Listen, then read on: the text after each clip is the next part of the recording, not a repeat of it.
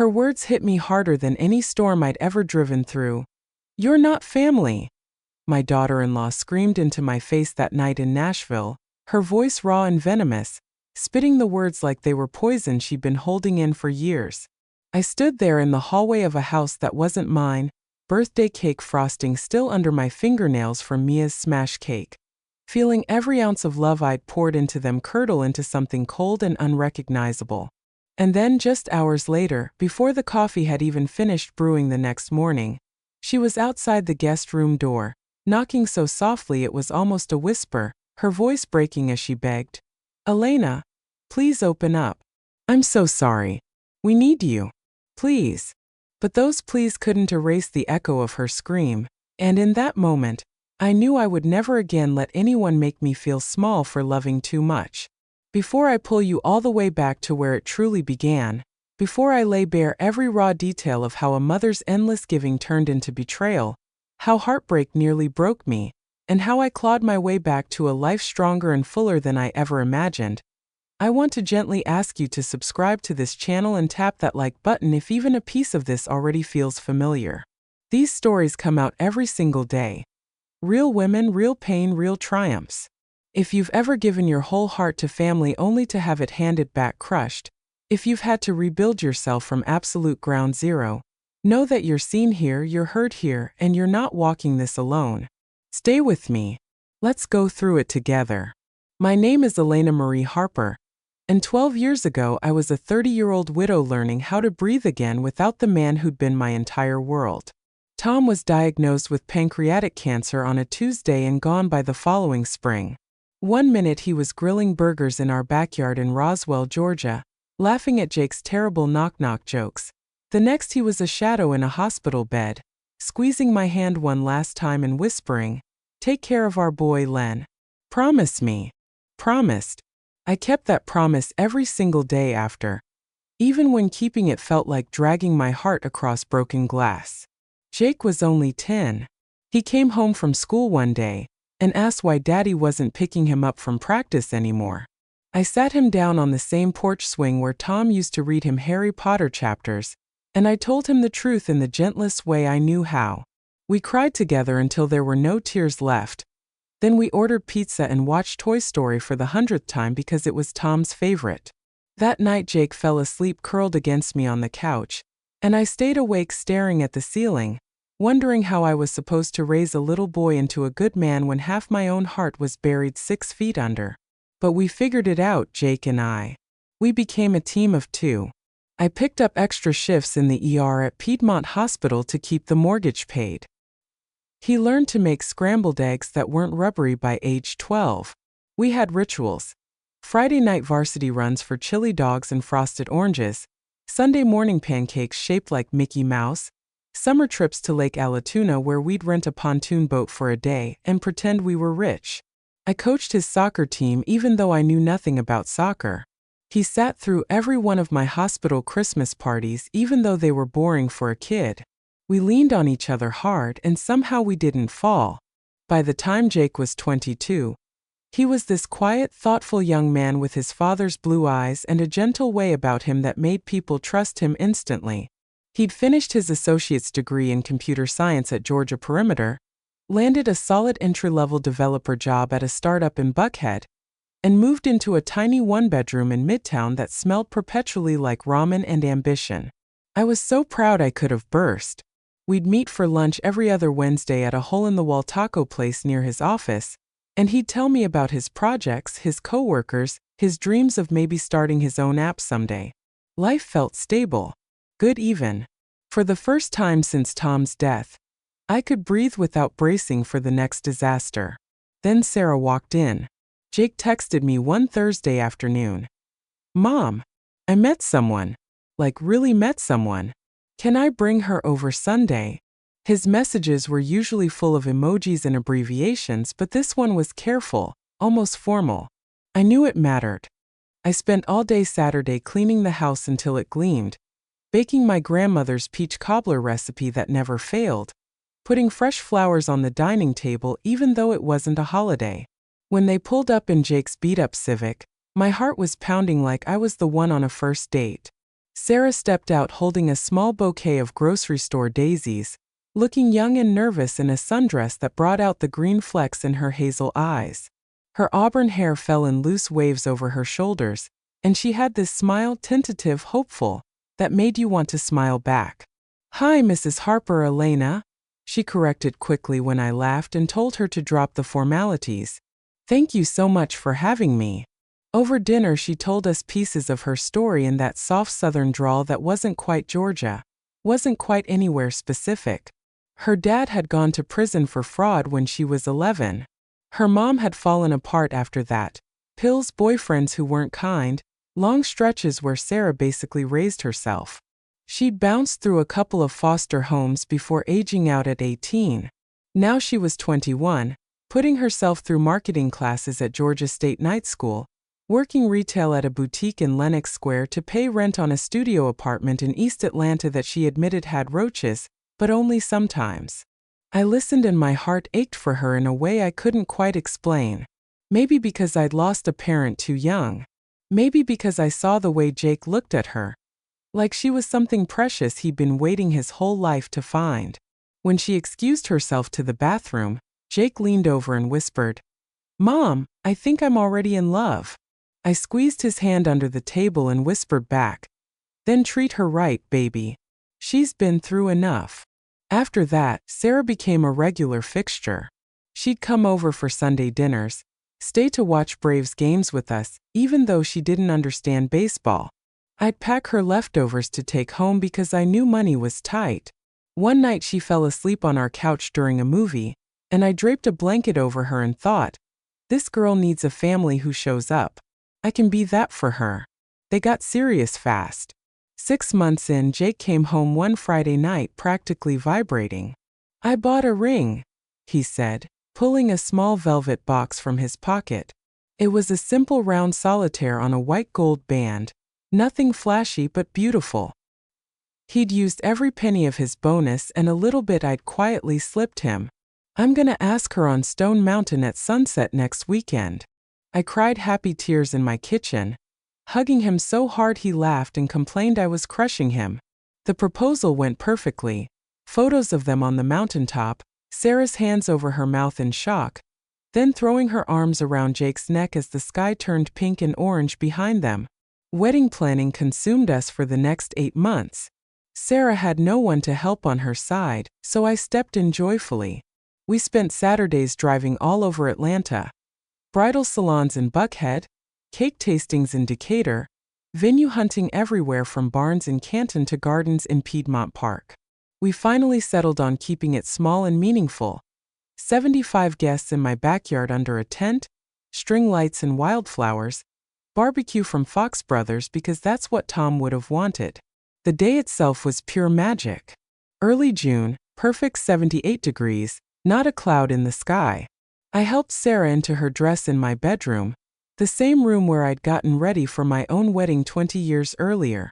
She looked ethereal, like something out of a fairy tale. When it was time, I walked Jake down the aisle since his dad couldn't. He was crying before we even started moving. I kissed his cheek at the altar and whispered, "Your daddy's watching, baby. He's so proud." The reception was everything warm and southern. Mason jars of sweet tea and lemonade, cornhole on the lawn, a playlist that went from Motown classics to modern country. Sarah and I danced to At Last together because she said she'd never had a mom to dance with at her wedding if she'd ever had one. I held her close and promised her silently that I would be whatever she needed me to be. I paid for their honeymoon, 7 nights in Key West, flights and a little Airbnb cottage 2 blocks from Duval Street. They sent me daily photos, snorkeling selfies, sunset sails, Sarah holding a conch shell to her ear and laughing. I printed the best ones and put them in frames around my house like they were my own memories. For the first year of their marriage, everything felt like the happy ending we'd all earned. They struggled financially, Atlanta rent is brutal, but they were happy. I'd help where I could. Surprise grocery deliveries when I knew payday was far off. Hand-me-down furniture from friends upgrading. Emergency cash when the car broke down. Sarah started calling me Mom, sometimes shyly at first, then more naturally. We'd text constantly. Recipes, funny TikToks, her complaining about Jake leaving dishes in the sink. She'd come over alone sometimes for girls' nights. Wine on my porch, binge-watching Real Housewives and gossiping about people we didn't even know. "You're the mom I always wished for," she told me one night, head on my shoulder as the credits rolled. I never thought I'd have this. I kissed the top of her head and told her she was stuck with me now. Then came the pregnancy announcement. It was a crisp October Sunday. We'd planned brunch at a new spot in Virginia Highland with bottomless mimosas and the best shrimp and grits in the city. Sarah ordered sparkling water instead of her usual mimosa, and Jake couldn't stop grinning like an idiot. When the waiter walked away, Sarah slid a small black and white ultrasound photo across the table. "We're having a baby," Jake said, voice cracking. "Due April 18th. I stared at the tiny blob that was already my grandchild and burst into uncontrollable tears, right there in the middle of the restaurant. People at nearby tables smiled indulgently as I hugged them both, probably too hard, babbling about how perfect they were and how loved this baby already was. From that moment on, I went full-on grandma mode. I started a secret Pinterest board of nursery ideas. I knitted tiny booties during slow moments at work. I bought the crib the moment they picked one out, even though they insisted they could save up for it. When Sarah's morning sickness turned into full-blown hyperemesis gravidarum, and she could barely keep water down, I took family leave and basically moved into their apartment for weeks at a time. I'd blend ginger peach smoothies that sometimes stayed down, hold her hair back when they didn't, sit with her through the worst of it while Jake was at work. "You're literally saving my life," she whispered one afternoon, pale and shaking on the couch. "I don't know how people do this without help." "You don't have to," I told her firmly. "Not anymore." When Mia was born on a stormy April night, 7 pounds 2 ounces, dark fuzzy hair, the most perfect rosebud mouth I'd ever seen, I was in the delivery room.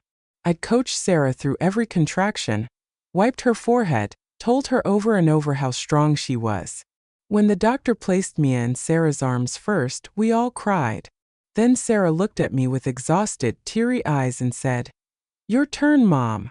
Holding my granddaughter for the first time, feeling her tiny heart beating against mine, I understood what people meant when they said their heart lived outside their body now. I stayed for 3 weeks after they came home from the hospital. I was up for every night feeding, changed more diapers than I could count, cooked freezer meals that would last them months. Sarah struggled hard with postpartum anxiety, panic attacks that came out of nowhere, crying jags that lasted hours. I'd hold her while she sobbed about being a terrible mother, reassuring her that every new mom felt this way sometimes, that it would pass, that she was already everything Mia needed.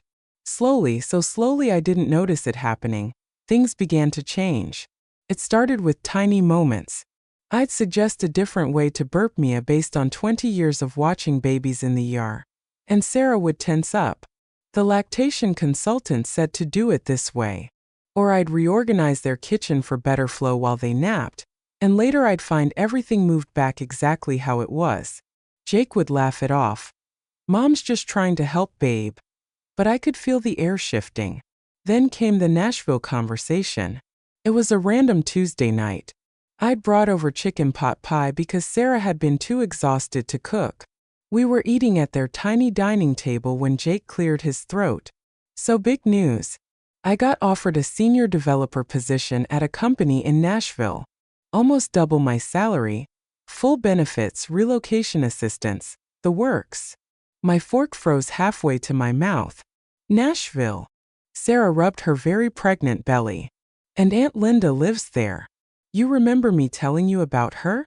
Dad's sister. She's been begging us to move closer for years. Says we can live in her house rent-free until we're on our feet. Help her out around the place since she's getting older."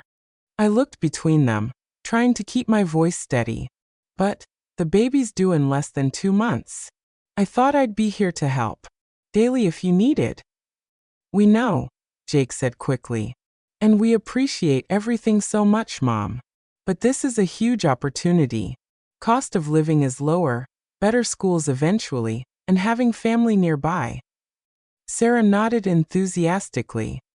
Linda's already setting up the nursery in her guest room. She's so excited. The rest of the dinner passed in a blur. I smiled and said all the right things. How proud I was, how exciting, how they'd be amazing there.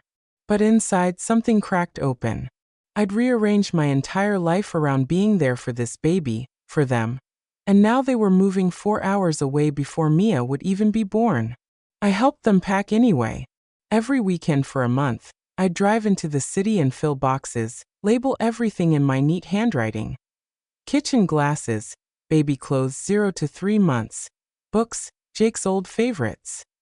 I loaded the U-Haul with them, drove the first leg to Nashville so Jake wouldn't have to do it alone. Aunt Linda's house was beautiful. A big ranch on a quiet street with a huge backyard and a nursery already painted soft gray with white clouds on the ceiling. Linda herself was warm and welcoming, hugging me like an old friend even though we'd only met once before. "You raised a good man," she told me over coffee while the kids unpacked. "Sarah's lucky to have you as a mother-in-law." I smiled and thanked her, but something about the way Sarah hovered when Linda hugged me too long stuck in my chest. The visits started strong. I'd make the drive every other weekend at first, staying in the guest room that used to be Sarah's dad's old office. I'd bring supplies, take night shifts with Mia so they could sleep, cook meals, do laundry. At first they soaked it up. "You're a lifesaver," Jake would say. Sarah would hug me tight when I left, promising they'd come visit soon. But gradually, the gratitude thinned. It became little comments. "We actually don't use that brand of diapers anymore. Too many chemicals." Or when I'd rock Mia to sleep singing the same lullaby I'd sung to Jake. "She doesn't seem to like that one as much." I'd offer advice from my nursing experience and get tight smiles in return. The pediatrician here said something different. One visit, I arrived to find the nursery completely rearranged, my careful organization undone. Sarah shrugged when I mentioned it. "Linda helped me redo it. It flows better this way." I started hearing things. Not directly, but in passing. Sarah on the phone in the kitchen while I folded laundry. "Yeah, Elena's coming again this weekend. She's sweet but intense." Or Jake pulling me aside gently. "Mom, maybe text before you come next time? Just so we're prepared." I backed off, extended the time between visits, waited for invitations that came less and less often. Then came Mia's first birthday. I'd been planning for months.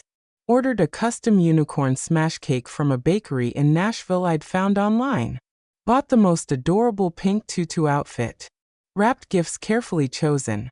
Board books, a personalized name puzzle.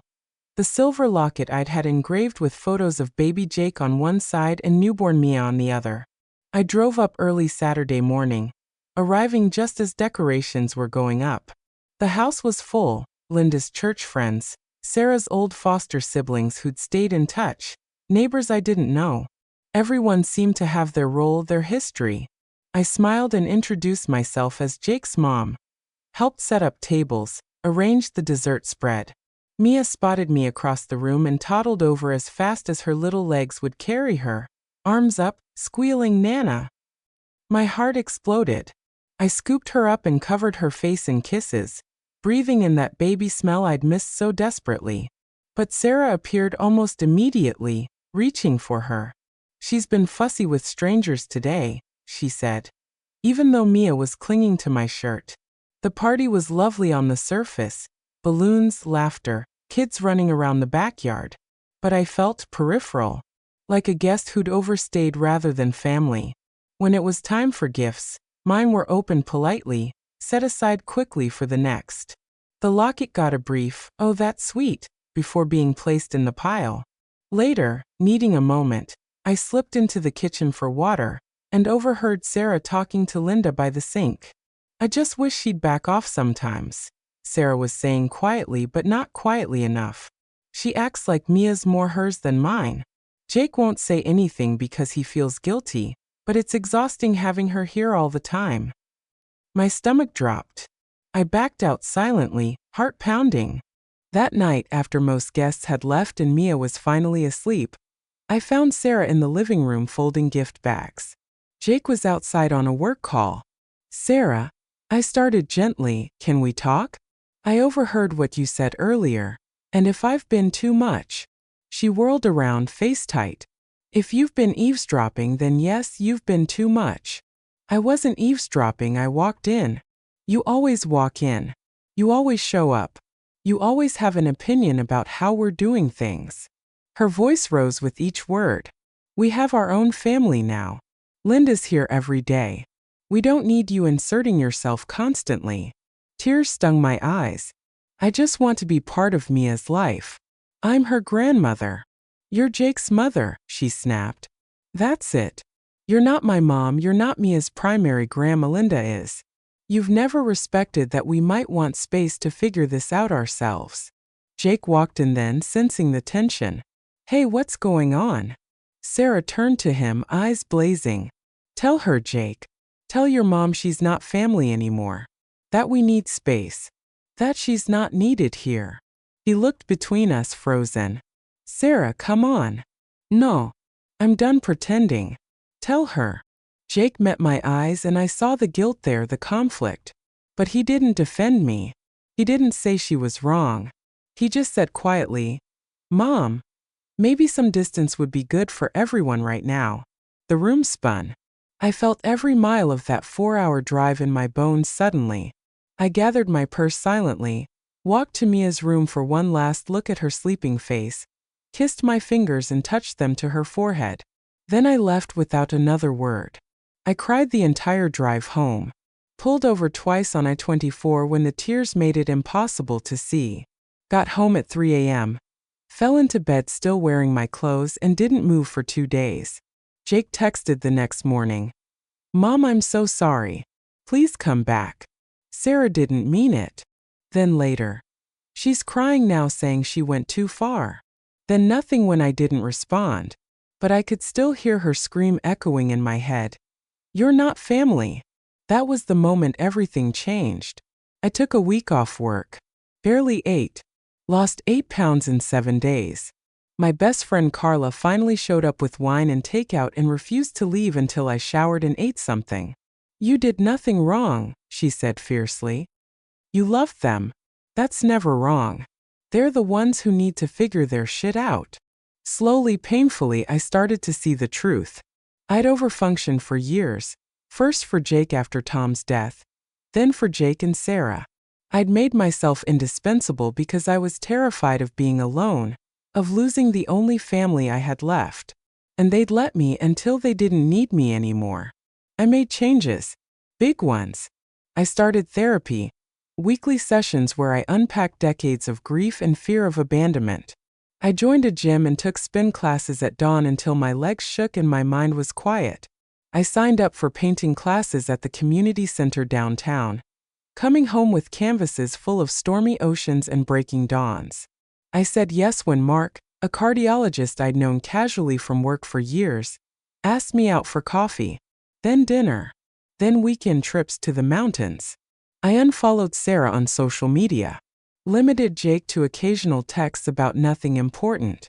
When Mia's gifts were returned unopened one time, I stopped sending them through the mail and started putting them in a box in my closet instead. Months passed. I turned 39, then 40. I got promoted to charge nurse. Mark and I became official. He met Carla and my work friends, spent holidays with me, held me when the loneliness hit hardest. I traveled alone to Savannah for a long weekend, walked the riverfront at sunset eating pralines and feeling, for the first time in years, like I belonged to myself. Then, one rainy November evening 2 years after that awful birthday party, Jake called. Mom! His voice was thick with tears. We need help. Aunt Linda had a massive heart attack 3 days ago. She didn't make it. I sat down hard on my kitchen stool. Despite everything, Linda had been kind to me in her way. I'm so sorry, baby. There's more. She didn't have a proper will. The house is tied up in probate, and there are debts we didn't know about. The bank's giving us 60 days to vacate. And my company's doing layoffs. They eliminated my entire team last week. Silence stretched between us. Mom, we have nowhere to go. Can we come stay with you? Just until we get back on our feet? Please. I heard Sarah in the background, quiet for once. Heard Mia asking for juice. I thought about everything. About that scream still echoing sometimes in quiet moments. About how much I'd healed in their absence. About the boundaries I'd learned the hard way. 1 month, I said finally. You can stay 1 month. You'll sleep in the guest rooms. Everyone contributes. Chores, groceries, job applications daily. And we do family therapy together, all 4 of us, starting next week. Those are the conditions. Take them or leave them. Jake started crying. Thank you, Mom. Thank you. They arrived the day before Thanksgiving in a rented moving truck packed with what they'd managed to keep. Mia was almost 3 now, shy at first, hiding behind Sarah's legs when they walked in. But within hours she was exploring my house like she'd always known it, finding the box of gifts I'd saved and squealing over each one. Sarah looked broken. Thin, pale eyes red from crying. She mumbled, "Thank you," when I showed her the guest room but couldn't quite meet my eyes. The first week was tense. Meals were quiet. Sarah spent most of her time in her room. Jake helped around the house without being asked. Fixed the leaky faucet I'd been ignoring. Raked leaves, cooked dinner twice. Mia attached herself to me immediately, following me everywhere, asking, "Nana, read book?" Until my heart felt too full. The breakthrough came on a cold Saturday morning 10 days in. I was making coffee when Sarah appeared in the kitchen doorway, wrapped in one of my old robes, looking like she hadn't slept. "Can we talk?" she asked quietly. We sat at the kitchen table with our mugs while Mia watched cartoons in the living room and Jake slept in. "I was awful to you," she started, voice barely above a whisper. "Cruel. And I'm so sorry. I was threatened by you. By how much Jake loved you, how good you were with Mia, how you just knew everything. Linda fed into it, told me you were trying to take my place, that I needed to set boundaries. But really I was insecure and scared. And I took it out on the one person who'd ever shown me unconditional love." Tears rolled down her cheeks. "I don't expect forgiveness. I don't deserve it. But I needed you to hear that I'm sorry. Truly." I reached across the table and took her hand. "I forgive you," I said simply. "But things will be different now. Respect and boundaries go both ways." She nodded through her tears. We started therapy the next week. A family counselor who specialized in blended dynamics. It was messy and painful and wonderful. Jake admitted he'd been conflict avoidant his whole life, terrified of disappointing either of us. Sarah unpacked years of abandonment trauma. I shared how their rejection had reopened every wound from losing Tom. We cried. We yelled sometimes. We learned. Mia thrived having all of us under one roof. She'd run between us with her endless energy, demanding stories from Nana, help building block towers from Daddy, songs from Mommy. Slowly, the house filled with laughter again. I kept dating Mark. He was patient and understanding about the chaos, came over for dinners sometimes, won Mia over with terrible magic tricks. I continued painting, took a solo trip to Nashville for a long weekend of hiking and wineries. I lived my life, fully and unapologetically. When the month ended, I helped them find a small 2-bedroom apartment 15 minutes from my house. I co-signed the lease but made it clear this was the last big financial help. Sarah got a part-time marketing job. Jake found contract work that turned permanent. They kept coming to therapy. Sarah and I started having coffee alone sometimes, talking about everything and nothing. She asked for my pot pie recipe finally, laughing when I told her I'd been waiting years for her to want it. Mia spends weekends with me now, park trips, zoo visits, baking cookies that mostly end up eaten raw. She calls me Nana without hesitation, crawls into my lap for stories about her grandpa Tom who watches from heaven. Sarah texts me recipes she thinks I'll like. Jake and I have our Wednesday lunches again. Mark moved in last year. We're talking about marriage when Mia's a little older. That scream still echoes sometimes in quiet moments. But now it sounds less like rejection and more like the starting gun of my real life. Because here's what I learned the hard way. Family isn't just who you're born to or who you marry into. It's who shows up consistently, who respects your boundaries, who chooses you even when it's hard. And sometimes the greatest act of love is choosing yourself first. If you're watching this and you've been where I was, giving everything until there's nothing left, feeling cast aside by the people you love most, please hear me. Your worth isn't in how much you sacrifice for others. It's in who you are, full stop. Heal. Set boundaries. Build the life you deserve. And when they're ready to meet you there with respect, decide if you want to let them in. Thank you for letting me share my story. If it helped even one person feel less alone, it was worth reliving every painful moment. Like if you're here with me, subscribe for more real stories every day. And share yours below. We're all healing together.